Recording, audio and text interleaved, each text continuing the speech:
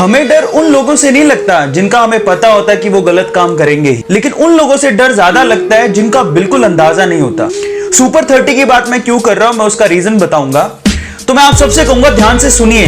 जब मैंने वो खबर पढ़ी तो मैंने कहा यार हाइक पे न्यूज आ रहा है, ये क्या आ रहा है। आई वो शॉक्ड। क्या लिखा हुआ था कि उन्हीं के एक्स स्टूडेंट है, उन पे फोर्जरी एक फोर्जरी का एलिगेशन लगाया है कि वो लोग वो जो कर रहे हैं अपने इंस्टीट्यूट में वो गलत, सारा कुछ गलत काम हो रहा है वहां पे। कैसे हो रहा है? यहां सुपर 30 के बारे में ना 3 से 4 मिथ है जो मेरे दिमाग में भी थे आज से 5 दिन पहले, लेकिन 5 दिन में मैंने बहुत अच्छे से रिसर्च करा, मालूम पड़ा ये तो सब काला है। एंड आई वो शॉक्ड।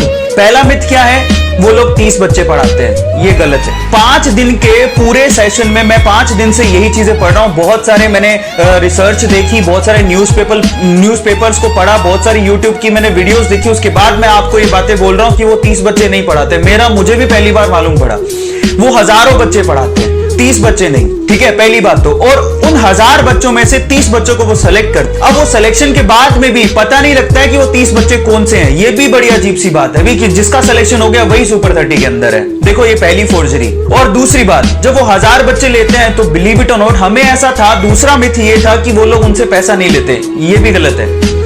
उन्होंने एक दूसरी संस्था बना रखी है रामानुजन के नाम से, ऐसा ही कुछ नाम है उनके नाम से, और वहां पर आनंद सर बच्चों को भेजते हैं और उनसे 32 से 33 हजार रुपया पर स्टूडेंट लिया जाता है 1 साल का। अब ये भी एंड आई वाज शॉक्ड। ठीक है फीस कम है लेकिन फीस तो है। आप क्यों दुनिया को बता रहे हो कि हम लोग फ्री में पढ़ाते हैं? और सीरियसली मुझे बड़ा दुख हुआ। ये दूसरा मिथ है जो हम लोग नहीं जानते थे, मैं तो नहीं जानता था। 32 से 33 हजार रुपया वो लेते हैं पर स्टूडेंट, और हॉस्टल का चार्ज अलग। और वो हजारों बच्चों में से 30 बच्चों को सेलेक्ट करते हैं और फिर उनका नाम डिस्क्लोज नहीं करते कि हमने किसको सेलेक्ट किया। मतलब ये कि आप देखिए किस तरह से चलता है ये। मतलब जिसका सिलेक्शन हो गया वो सुपर 30 के अंदर। बड़ी अजीब सी बात है। तो ये अजीब सी चीजें जब मेरे सामने आई, मैंने कहा यार ये क्या है। और अब देखिए उन्होंने ये तीसरा मिथ जो हम लोग सोचते हैं कि 30 में से 30 बच्चे उनके सेलेक्ट हो जाते हैं, एक्चुअली रिपोर्ट्स को ध्यान से देखें तो बहुत बार ऐसा हुआ कि उनमें से 30 छोड़िए, 10 छोड़िए, 5 बच्चों का भी सिलेक्शन नहीं हुआ था। इस बार जो एलिगेशन लगे हैं उनके एक्स स्टूडेंट के द्वारा लगाए गए हैं, उनमें यह कहा गया है कि इस बार उन्होंने, आप रिपोर्ट्स देखिए, मेरी बात पे विश्वास नहीं कर रहे हो तो आप रिपोर्ट देखिए। मैं तो 5 दिन के पूरे पढ़ने के बाद मैं आपके सामने बातें बोल रहा हूं।